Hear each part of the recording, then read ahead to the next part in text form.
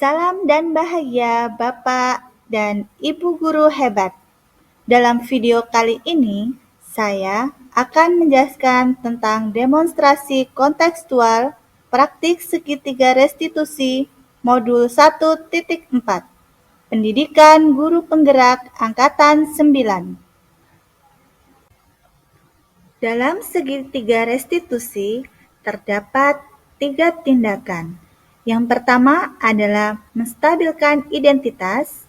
Menstabilkan identitas dapat dijelaskan setiap orang pasti pernah melakukan kesalahan. Dan kamu bukan satu-satunya yang pernah melakukan ini.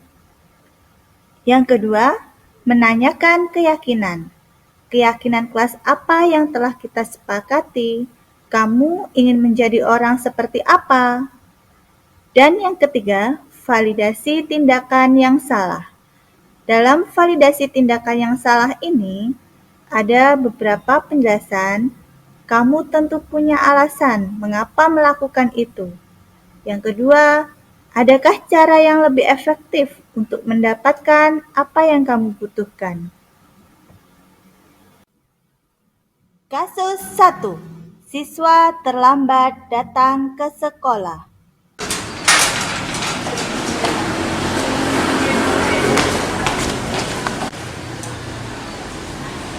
Jam berapa ini Mas Rifki? 7:30. Sekolahnya masuk jam berapa? Jam 7. Sekolahnya masuk jam 7, sekarang 7:30.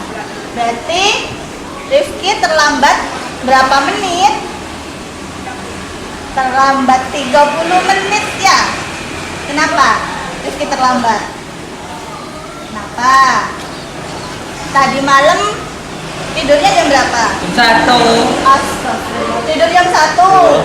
Ya itu karena tidurnya jam 1, jadinya terlambat. Tadi bangun jam berapa? Jam 6, berarti nggak sholat subuh. Nanti Bangga tanya sama ayahnya, biasanya yang bangun, yang tukang bangun pagi siapa? Bangun sendiri, nggak ada yang bangunin. Nanti Bu Magda coba tanya sama mamanya, sama ayahnya, kalau bisa bangun pagi jam 5, ya. Ya, sekarang masuk kelas, nanti setelah istirahat, Rifki tidak boleh istirahat dulu. Harus tinggal di kelas dulu 30 menit, ya. Karena terlambatnya 30 menit. Besok janji tidak terlambat lagi ya. Oke, terus masuk kelas ya. Kasus 2, siswa tidak rapi dalam berpakaian dan tidak memakai atribut wajib.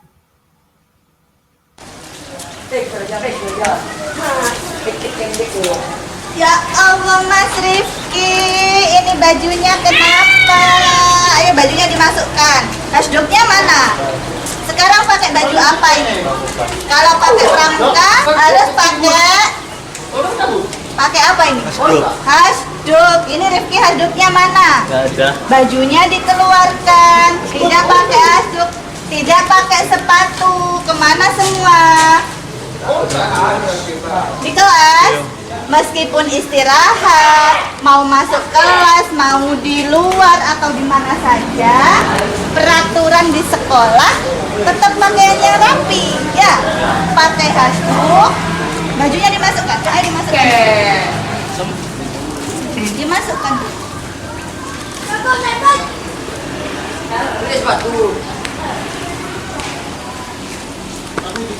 Kalau seperti ini kan rapi.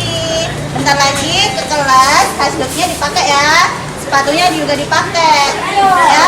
Janji setiap hari meskipun di kelas atau di luar kelas tetap berpakaian yang rapi. Oke, kembali ke kelas. Dari kedua kasus tersebut terdapat 3 segitiga restitusi. Yang pertama adalah menstabilkan identitas. Stabilize the identity. Bagian dasar dari segitiga restitusi bertujuan untuk mengubah identitas anak dari orang yang gagal karena melakukan kesalahan menjadi orang yang sukses. Tentu akan sulit melakukan restitusi bila anak yang berbuat salah terus berfokus pada kesalahannya. Ada 3 alasan untuk ini. Pertama, rasa bersalah menguras energi. Rasa bersalah membutuhkan energi yang sama dengan energi yang dibutuhkan untuk mencari penyelesaian masalah. Kedua, ketika kita merasa bersalah, kita mengalami identitas kegagalan. Dalam kondisi ini, orang akan cenderung untuk menyalahkan orang lain atau mempertahankan diri daripada mencari solusi. Ketiga, perasaan bersalah membuat kita terperangkap pada masa lalu, di mana kita sudah tidak bisa berbuat apa-apa lagi. Kita hanya bisa mengontrol apa yang akan terjadi di masa kini dan masa mendatang. Sisi kedua, validasi tindakan yang salah. Validate the misbehavior. Setiap tindakan kita dilakukan dengan suatu tujuan, yaitu memenuhi kebutuhan dasar.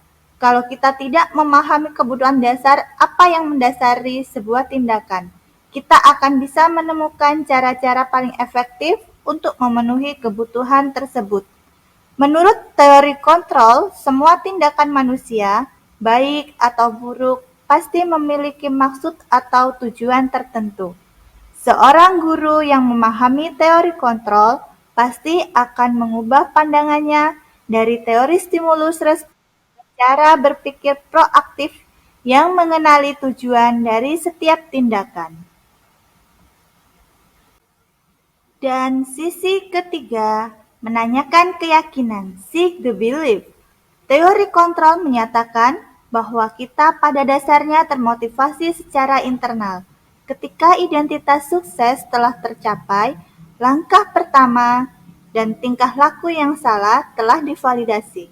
Langkah 2, maka anak akan siap untuk dihubungkan dengan nilai-nilai yang dia percaya dan berpindah menjadi orang yang dia inginkan. Pertanyaan-pertanyaan di bawah ini menghubungkan keyakinan anak dengan keyakinan kelas atau keluarga. Penting untuk menanyakan ke anak kehidupan seperti apa nantinya yang mereka inginkan. Apakah kamu ingin menjadi orang yang sukses, bertanggung jawab, atau bisa dipercaya? Kebanyakan anak akan mengatakan iya, tapi mereka tidak tahu bagaimana caranya menjadi orang seperti itu. Guru dapat membantu dengan bertanya, seperti apa jika mereka menjadi orang seperti itu? Ketika anak sudah mendapat gambaran yang jelas tentang orang seperti apa yang mereka inginkan, guru dapat membantu anak-anak tetap fokus pada gambaran tersebut. Kesimpulan berdasarkan kasus serta penanganan segitiga restitusi. Penanganan kasus yang dilakukan guru dengan menggunakan pendekatan segitiga restitusi diharapkan guru dapat memposisikan dirinya sebagai manajer dengan pertanyaan-pertanyaan yang bermanfaat, sehingga murid menjadi lebih mandiri, percaya diri, dan bertanggung jawab.